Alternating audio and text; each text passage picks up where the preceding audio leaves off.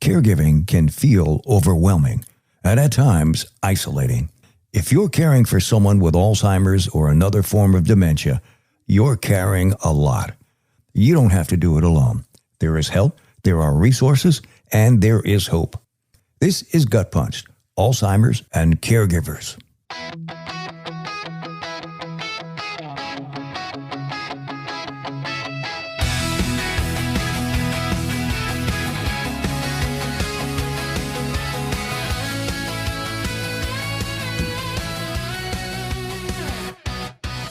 Greetings and welcome. This is GutPunched, Alzheimer's and Caregivers, the not-so-sexy podcast, episode 114. I'm your host, Jeff Edwards. Hello, caregivers, loved ones, and family members. How's everybody doing this week? We're really glad you decided to spend a little time with us today. It's hope without hype, and we're here to help. Remember, you are not alone in this fight, so stay strong and stay positive.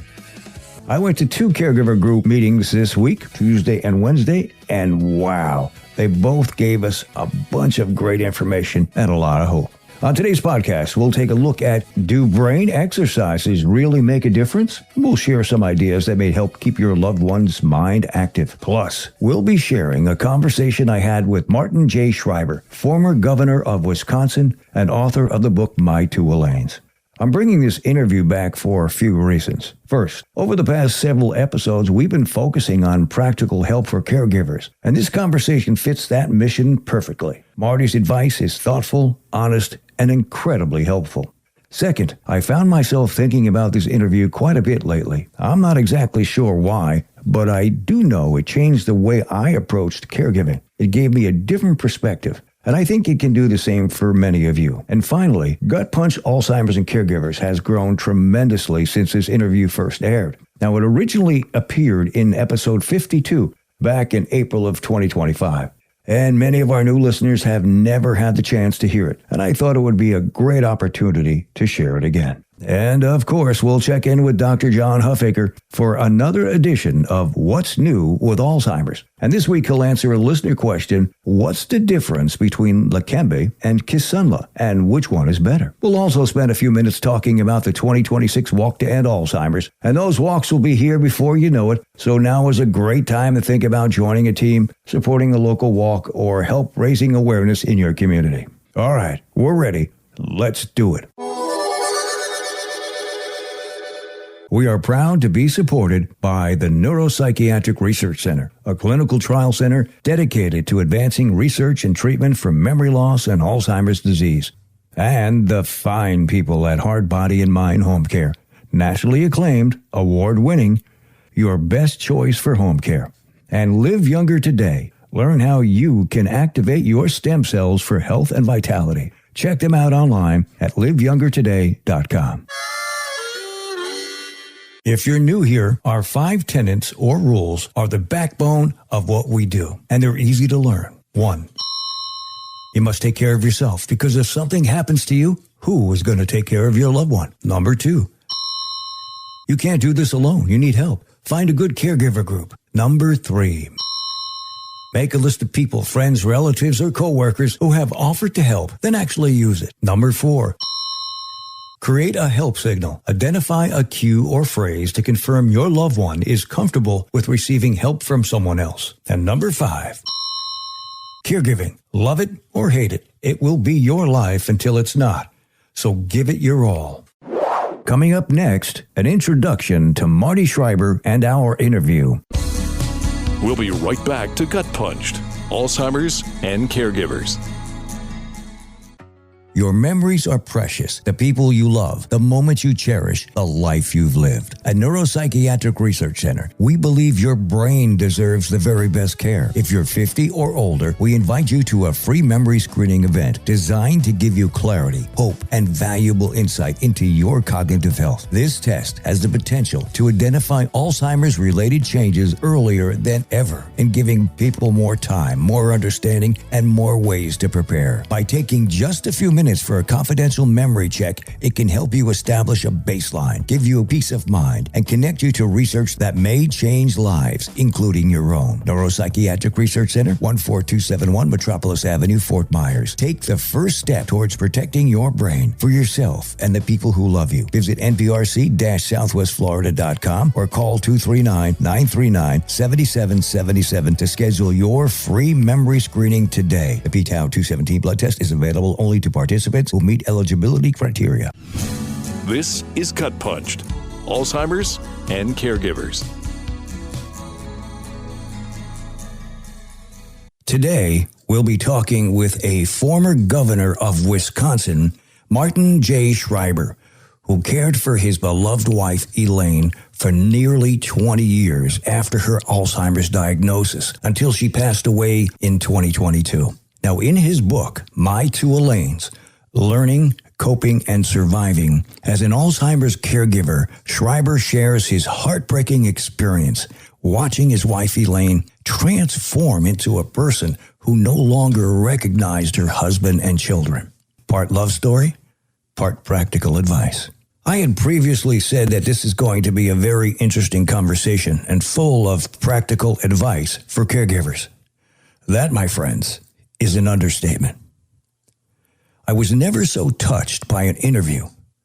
Marty speaks from his heart and his experience about the challenges and the joy. That's right, the joy. So here we go.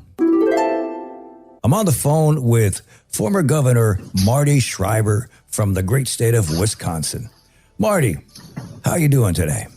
Well, fine, Jeff. Thanks. It's good to talk with you. And it's a beautiful day here, almost a little chilly and so forth, but that's okay. Good to talk with you. Good.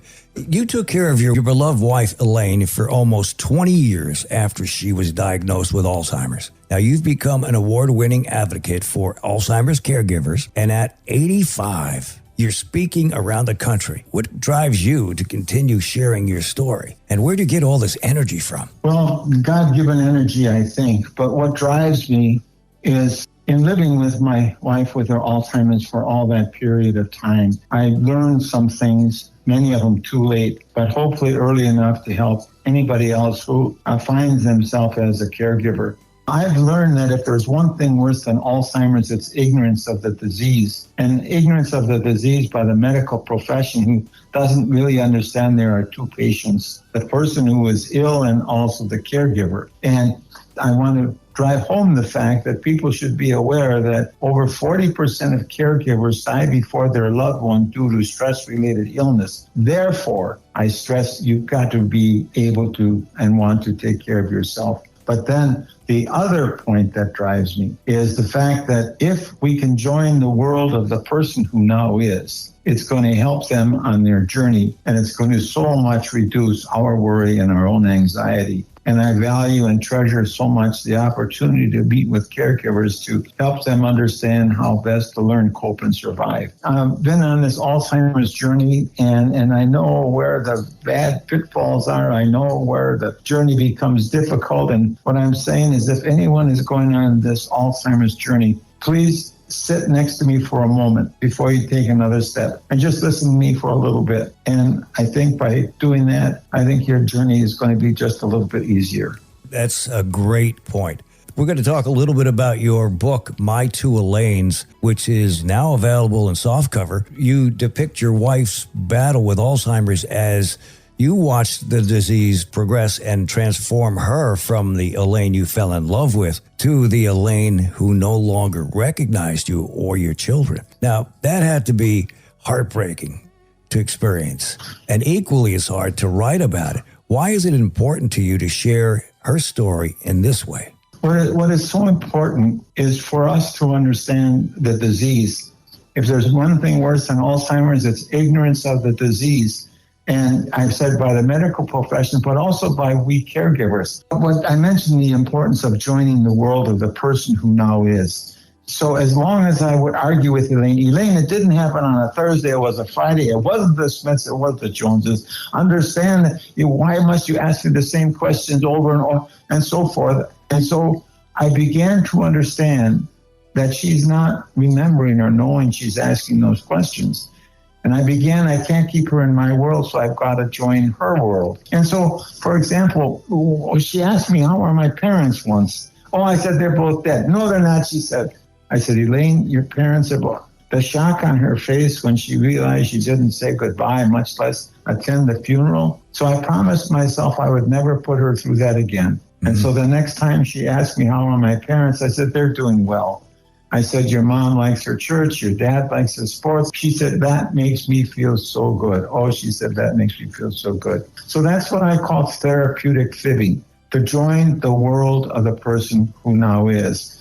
So that's why the name of the book, My Two Elaines. This wonderful, beautiful girl I fell in love with when I was a freshman in Latin class in high school, who we had 4 children and 13 my friend, my advisor, my companion, everything you could ever want in a life partner. And then she transitioned when she was about 63 years of age, getting lost to and from places she had been going to and from for the past 10 years. She was a great cook and sometimes would mess up her recipes so badly that she would cry. So that was the beginning of the second Elaine. And so I didn't understand the disease. I tried to keep her in my world, and finally when I began to understand joining her world was the important part, and that made all the difference in the world. Good advice, it really is. Now, as a caregiver, what was the most challenging part of having a loved one live with a disease? There's stages they go through. How did you adapt? Yeah, I think the most challenging was to have dealt with my own ego, my pride. So I thought I could do all of this alone, And so I didn't get the respite that one should get. And I got involved. I'm fighting this disease. I'm going to do the disease. Well, what happened was I was so involved in my prideful fighting this disease, I neglected to do the one thing that was necessary, and that is to help my wife, Elaine, live her best life possible. And so I try and have caregivers understand that we've got to not have so much pride. We've got to be willing to ask for help. We've got to be willing to understand that to ask for help is a sign of courage and not giving up. That was the most difficult part of the journey. And once I began to understand that the wise thing for me to do is to ask for help.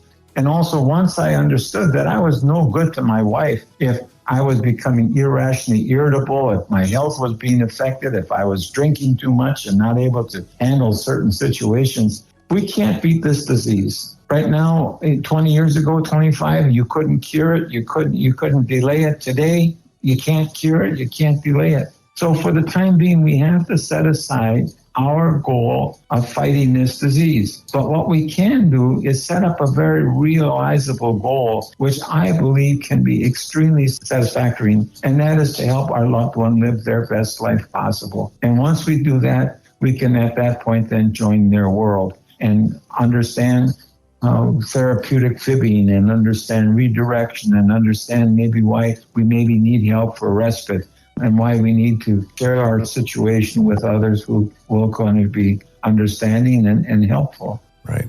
Now, you give caregivers practical advice and takeaways in a section titled What I'd Wish I'd Known and What I'd Wished I'd Done Differently. Can you tell us some of those things? What I did was I tried to keep Elaine in my world. And Elaine, it didn't happen on a Thursday, it was on a Friday. And Elaine, it was the Smiths, it was the Joneses. Elaine, why are you asking me the same question? And so forth. One thing I learned not soon enough was the importance of joining her world. And by doing that, it reduced also her anxiety and worry as well as reduced my worry and anxiety. But then I also learned the importance of asking for help. I also learned, before I came out with the printed edition of the book, I found a series of notes and journals that Elaine had been keeping since her diagnosis. And each chapter begins with one of Elaine's notes. When I read those notes, I realized that, yes, we had prayed together, and yes, we had cried together, but never did I understand the courage that it takes to be diagnosed with this disease and then to continue forward.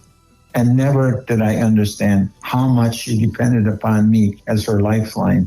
And I think once I saw that more clearly, how much she depends upon me as her lifeline, I began to realize that we caregivers must realize we are a lifeline. And if we hypothetically are on a ship and a dear loved one falls overboard, we will throw them a lifeline and they will grab it and they're going to be safe. No, they're not. Why? Because the lifeline breaks. Well, why does this lifeline break when we're trying to help our most beloved? And we know at it by not eating right, by not getting enough sleep, by not getting enough exercise, by not having socialization, by not doing all of the things that we should be doing in order to have a normal life. And so it is so challenging in and of itself to be a caregiver that we have to make sure to help our loved one be there, have their best possible life. But we in turn then must realize we've got to ourselves have our best possible life to help our loved one on their journey. Yeah. And you had mentioned earlier that the percentage of the caregivers that pass before their loved one does,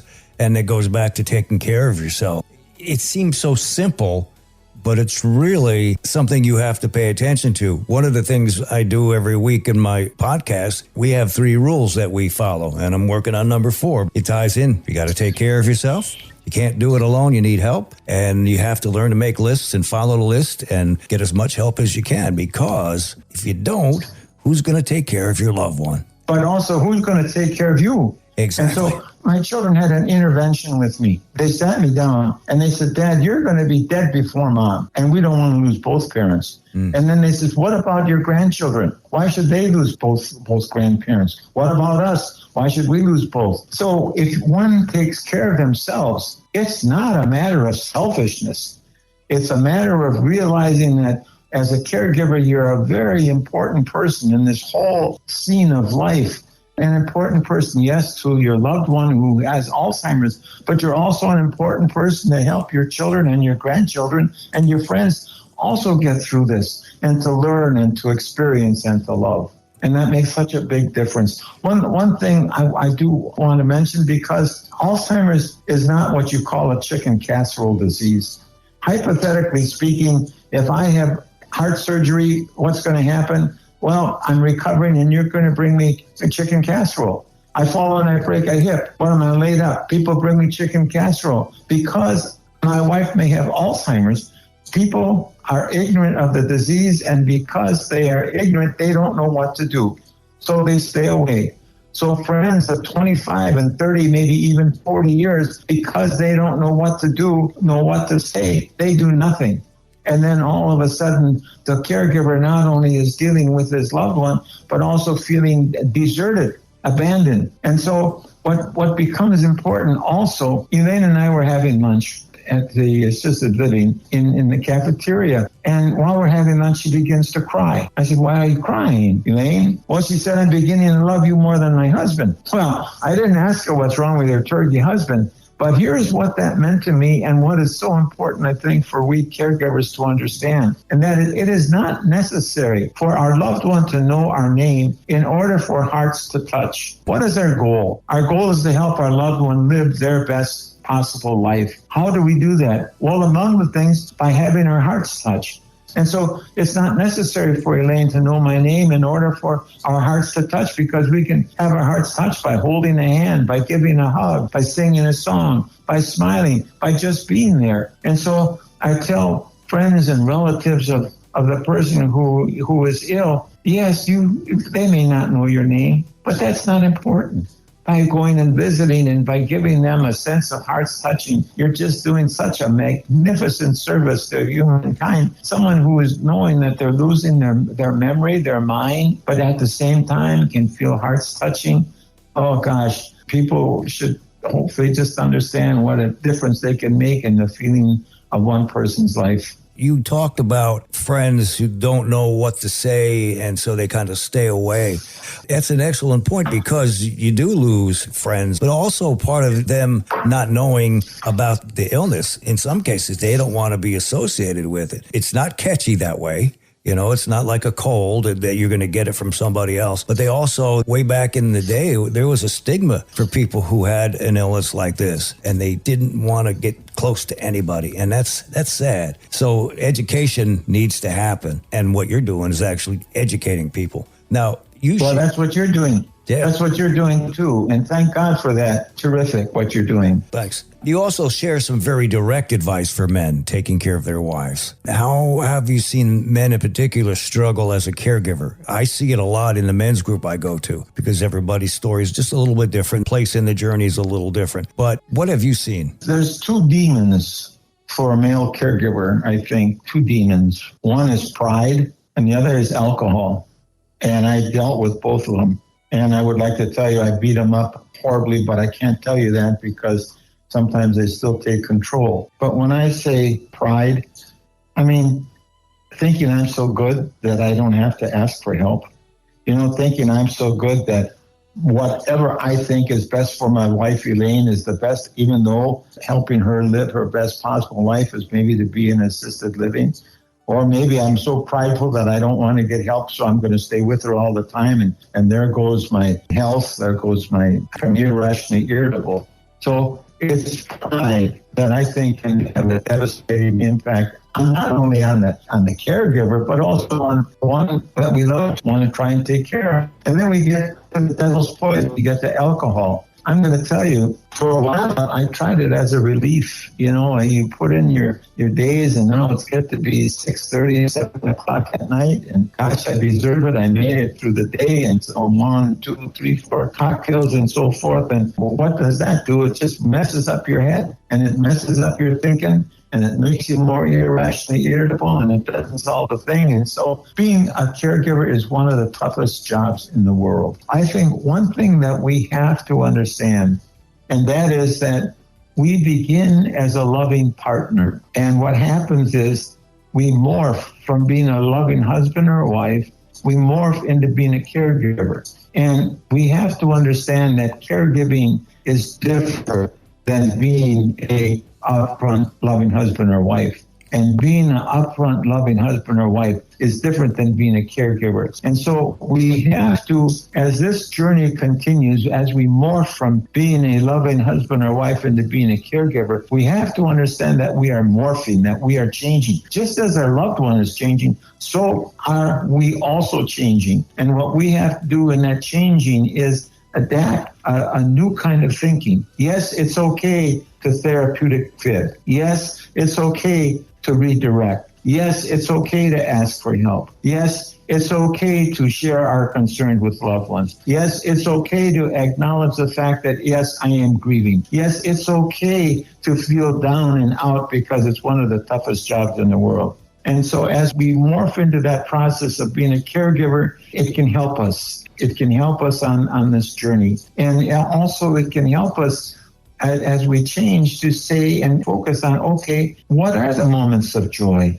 How can we have them? And so when Elaine was diagnosed with this disease, the doctor said, among other things, go for a walk. Walking is the best exercise for the brain. So we would go for a walk, and in my mind, 30 minutes, that's the walk. We were walking. She said, oh, look at that beautiful flower. Come on, Elaine, come on, look at that beautiful bird. Come on. And so what I began to realize is I'm no longer this loving husband trying to keep the daily schedule that I once had. I'm morphing into a caregiver, and a really smart caregiver takes advantage of these opportunities of moments of joy with our loved one, as looking at a beautiful flower or seeing a bird or even watching the leaves roll across the lawn or just sitting holding hands and humming or singing to one another. Wow.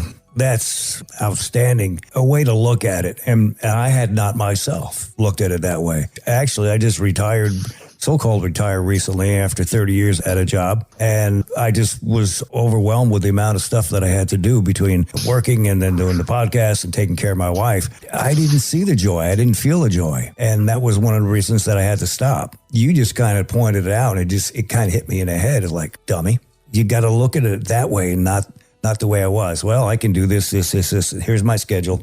That was a great point. Now, we know, according to the Alzheimer's Association, there's more than 6 million Americans that live with Alzheimer's or other forms of dementia, and more than 11 million people are their unpaid caregivers, and I guess it's got to be probably higher than that. And that's a lot of people, and it seems to be getting worse for whatever reason. What encouragement do you have to share with other caregivers and other people? Well, I think, number one, to better understand this disease. And I don't mean how the amyloids and the proteins and the various sections of the brain work. I'm talking about understanding the life of a person who has Alzheimer's, to understand the importance of joining their world, of knowing this disease can't be beaten, of knowing that we can set a realizable, satisfying goal of helping our loved one live their best life possible. We can do those things that are of a positive nature, and we can morph into being a caregiver so that we are in a ready position to enjoy and to share moments of joy that ordinarily in a normal, healthy relationship wouldn't mean a hill of beans. But when our loved one has Alzheimer's, those moments of joy, oh my gosh, it's like a mountain of happiness, and we look for more of them. But then also to understand the importance of asking for help, and to know that asking for help means you're not giving up, and to ask for help is a sign of courage. Yeah, those are tough things to do, and it's easy to talk about, but you and I both know as we live it, it's tough. One philosopher, who it was, I don't know, but something like, if bad things happen, you can yell and you can scream and you can even revolt, or you can step back, analyze what the situation is, and then determine how you can make it better. And so we can't change the fact that Alzheimer's cannot be cured or prevented. But what we certainly can do is make a determination to help our loved one live their best life possible by taking care of them, but also by caregivers taking care of themselves. Yep, spot on. That's good advice. If you hear this, pay attention to it. These are the things that we talk about all the time. And this gentleman is sharing his life and sharing his journey with his wife, Elaine. He's got some years on me, so take it from somebody who's got more experience. You've got a good attitude about it, and I know that it rubs off, and you're doing a lot of speaking engagements. I can't believe you did over 100 in 2024. It made me tired just reading that. We appreciate what you do, what you've done, and the advice you've given. Your book is now available in soft cover, and they can then go to the website, my2elaines.com, or on facebook.com/My Two Elaines, and get a copy of his book. This guy knows what he's talking about. He's been through it. Great information and great tips. So if you've got somebody that you know, a family member, friend or relative who has Alzheimer's or another form of dementia, take his advice. We want to thank you so much for your time, Marty. It's been a pleasure talking with you. Really, really has. You hit me with a couple things that I had not thought about before. Now I've got to go back and rethink some things and change some of the things I do. So it's been very, very helpful. Jeff, I wish nothing but the best for you and your wife on this journey. I admire so much of what you're doing, how you're trying to help others on this journey too. As you said, sometimes we can't control what's going on, but we can step back and understand what is and figure out how to try and make it better. And that's what you're trying to do. So with admiration, I am pleased and proud to be with you. Oh, thank you very much. I mean, what you've given me is phenomenal. I really hope you enjoyed our conversation with Marty Schreiber. At 85 years of age, he's got the receipts. Alzheimer's is a disease that has so many variables, twists and turns. And just when you think you know something, boom, it changes. And you have to continue to learn, cope, and survive. There were several things Marty shared that I had never considered. Now I have to change some of the things I do and do the things I'd never considered. We are very grateful for Marty, who shared his wisdom with me and all of you. You can get a copy of his book, My Two Elaines, by going to his website, my2elaines.com. We're coming back with helpful tips for brain exercise and dementia. We'll be right back to Gut Punched, Alzheimer's and Caregivers. Every day, I talk with people who say, I don't feel as sharp as I used to. My energy is low. My memory worries me. Hi, I'm Peggy Sealfon, board-certified health coach and caregiver. I share patented science-backed technology supporting your body's natural repair, helping improve sleep, cognition, and vitality. Learn more at liveyoungertoday.com. liveyoungertoday.com. This is Gut Punched, Alzheimer's and Caregivers.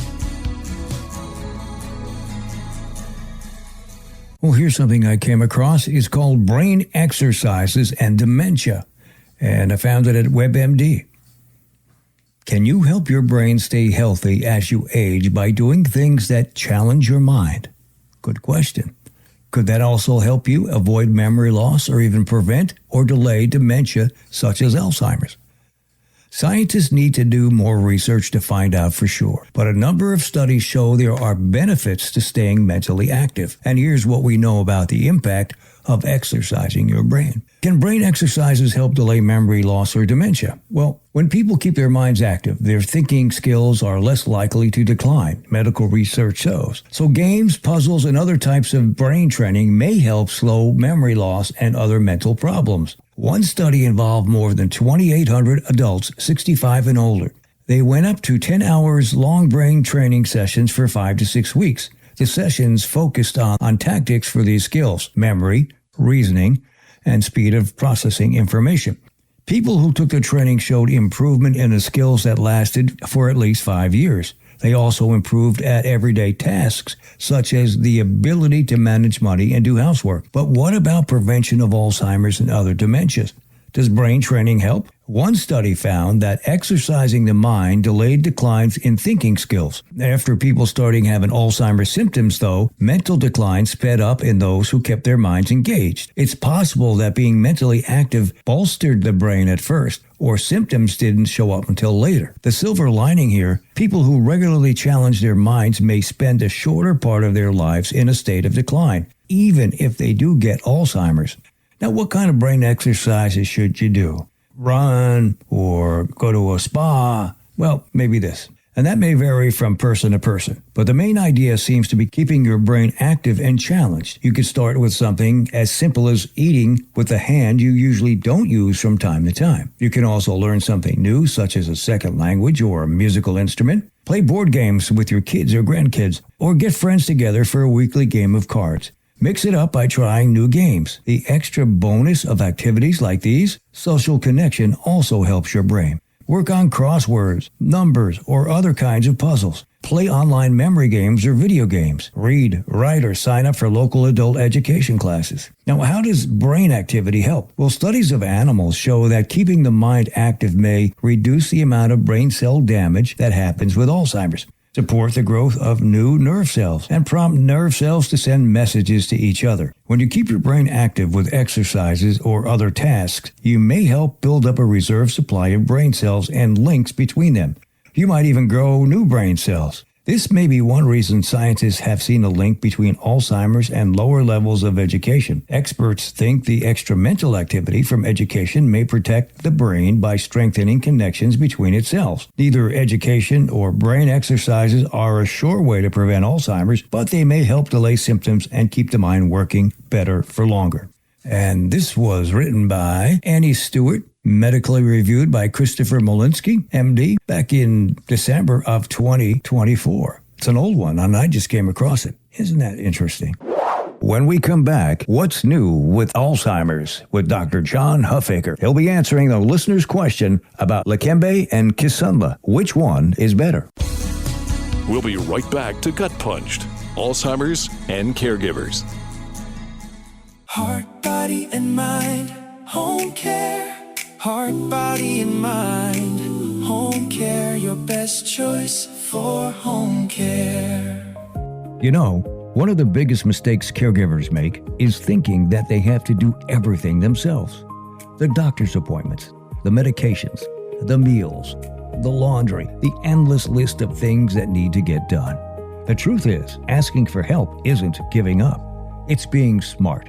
At Heart, Body, and Mind Home Care, they're here to provide the extra support, companionship, and care that can make life easier for both you and your loved one. Because sometimes the best thing you can do for someone you love is let someone help you. Heart, Body, and Mind Home Care. Heart, body, and mind home care. Heart, body, and mind home care. Your best choice for home care. This is Gut Punched, Alzheimer's and Caregivers. What's new in Alzheimer's with John Huffaker. John, I got an email from Don W. in Port Charlotte, Florida, and he wants to know what is the difference between Leqembi and Kisunla, and which is better?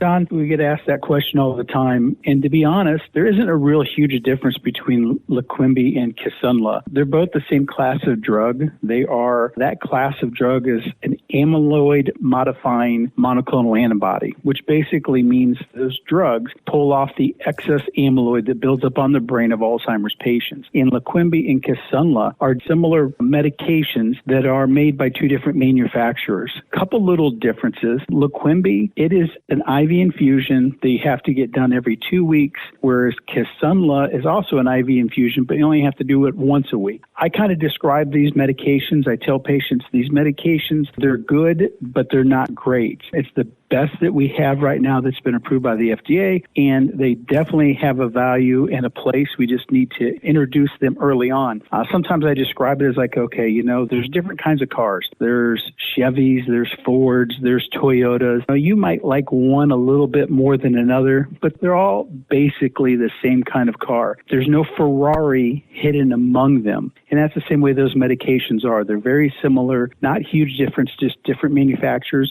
We have used them and studied them for years and years at MPRC. We're still doing some clinical trials with both of them. Truthfully, if somebody will say, which one would I take or which do I think is better? Honestly, probably the best one is whichever one your insurance will pay for. Bottom line comes down to it is whichever one you can get your hands on is probably the best one to take. All right. We have an email from Christine S. in Cape Coral, Florida, and she says, my spouse is starting to forget a lot of simple things like addresses, names, and people. What should I do about this? And that's another good question. This is something that we get asked all the time, and it's becoming more and more common. I think that people recognizing that the memory and cognitive difficulties of our loved ones and spouses is getting to be more prevalent, and people are talking about it more. So it's a good question. And really one of the first things I would tell anyone to do is talk to your primary care doctor, your family doctor who you go to. There's a couple of simple tests that they can do. Usually that's something they do once a year already. It's pretty basic, but it kind of helps them identify some things. And then from there, they can always help to direct what is the next step. Do they need to recommend you go on to a specialist? You go see a neurologist for further evaluation? They can help on there. The other thing that a lot of times that we do at MPRC, it's the other part where I step in and I tell people part of what we do is we do free memory screens or cognitive testing for anyone in the community. And the advantage of that is, one, is it's free. We don't take money. We don't take insurance. So we do it for free. And we can do a little bit of a workup and then make a recommendation from there. One advantage of that too is we have lots of people that they come in once a year. They're actually they're cognitively, their memory is pretty good. Or they've noticed a couple little subtle changes, but they really didn't want to do anything at this time. So they come in once a year and we do that memory assessment, and now we have something to work off of. We have a baseline. That's why I say it's important, even if your family doctor does some sort of basic testing, because it's very difficult to kind of determine where somebody is when we don't know where they started. So if you can get some of that baseline testing in, doesn't need to be anything complicated, it kind of helps guide us down the road, because we're all individuals. We kind of have a rough idea, even based on our age. Where should we be functioning cognitively? Of course, we have a rough idea, but everyone's different, and it's very helpful to get that baseline, and then they can kind of help guide and direct from there. Great. Thank you very much. Next, we'll update you on the Walk to End Alzheimer's, and then we'll take a look at our resources. We promised we'd get you some information about the Alzheimer's Association Walk to End Alzheimer's, held annually in more than 600 communities nationwide. Walk to End Alzheimer's is the world's largest event to raise awareness and funds for Alzheimer's care, support, and research. Now, they start in September and run through part of December, depending upon where you live. If you go to the Alzheimer's Association website, you can navigate. There will be a link in there for Walk to End Alzheimer's, and you can find out when and where the walk will be in your city or one close to your city. Now, how do you get involved? It's easy. Number one, register for your local walks. Start or join a team and invite others to walk with you. Number two, start fundraising and sharing. The Alzheimer's Association makes it easy with tools like Facebook fundraisers and their ALZ fundraising app. and they have a lot more. And number 3, join them on the walk day. Come together for an inspiring community event that celebrates their commitment to ending the disease. In Southwest Florida area coming up, October 3rd, St. Petersburg.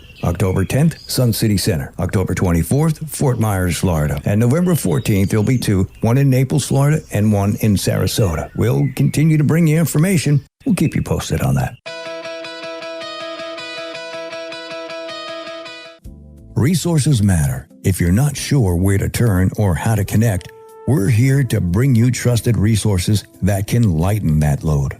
Reach out to the Dubin Center at dubincenter.com. Then there is Neuropsychiatric Research Center. You can find them at nprc.southwestflorida.com. And Heart, Body, and Mind Home Care at hbmhomecare.com. And you can check out the Alzheimer's Support Network at alzsupport.org.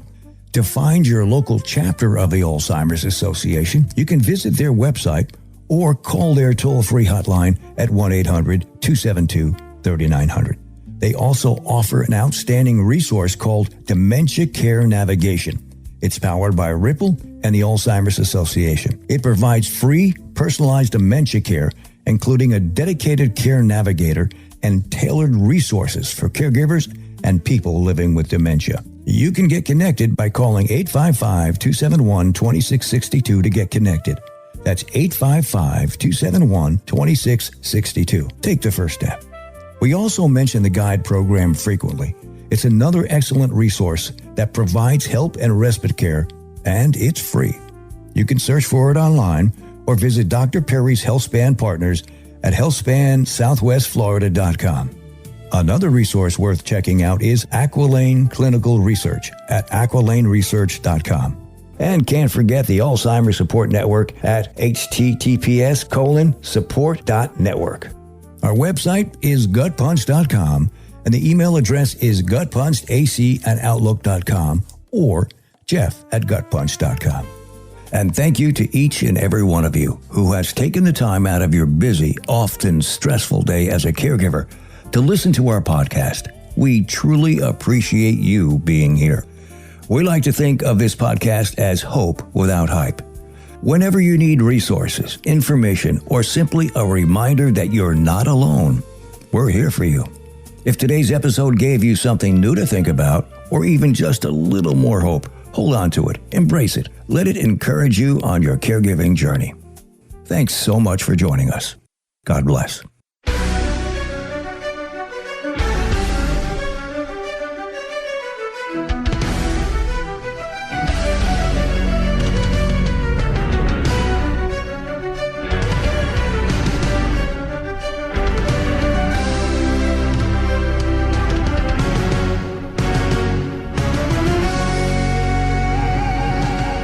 This has been GutPunched, Alzheimer's and Caregivers, with your host, Jeff Edwards. Don't forget to hit that like button and subscribe to us on all the platforms, like Spotify, Apple, Pandora, Podbean, and more. If you have a question or want to get in touch with us, our email is gutpunchedac@outlook.com or jeff@gutpunched.com. Caregivers, you don't have to do this alone.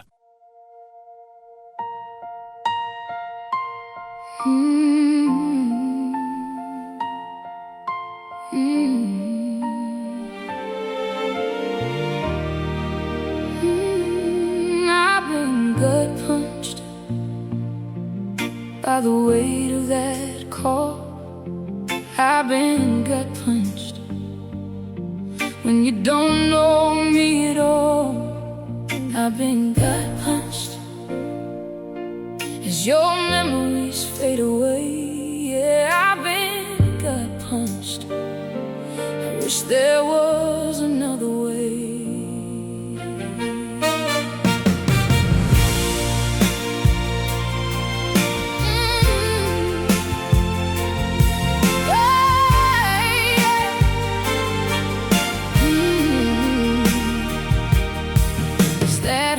Feeling deep inside when the doctor says the truth, no cure waiting on the other side, just time we're gonna lose.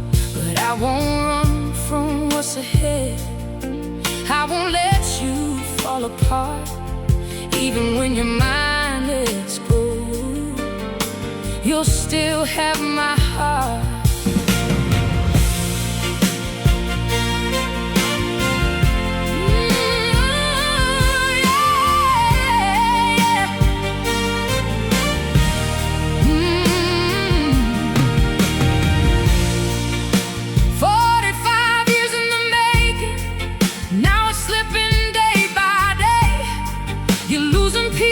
Of your world, and I'm begging them to stay.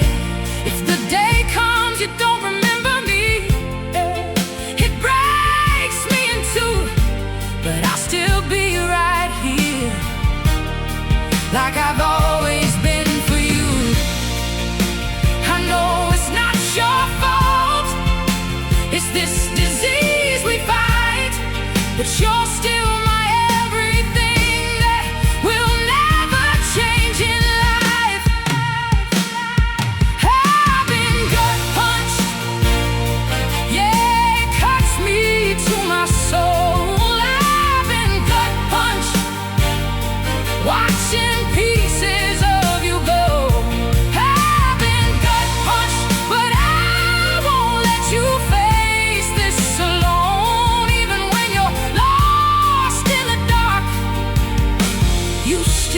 have a home. You were a gift from my God above, still the best part of my life. Through the worst of all these days, I'm still grateful you're my guide. We didn't choose this road we're on, but I choose you every day. Through every broken memory, I'm not walking away. You gave me love that built this life, and a daughter to carry your light. I can feel you still inside, even lost in this fight. And when the world you knew is gone and nothing feels the same, I'll be your memory, your voice calling out your name. I've been gut punched, but love don't fade away. I've been gut punched, still I'm choosing you each day. Through the silence, through the pain, through the fear we can't outrun. You may forget the life we built, but I'll remember enough for two. No, I won't forget. Not a single one, I still choose you.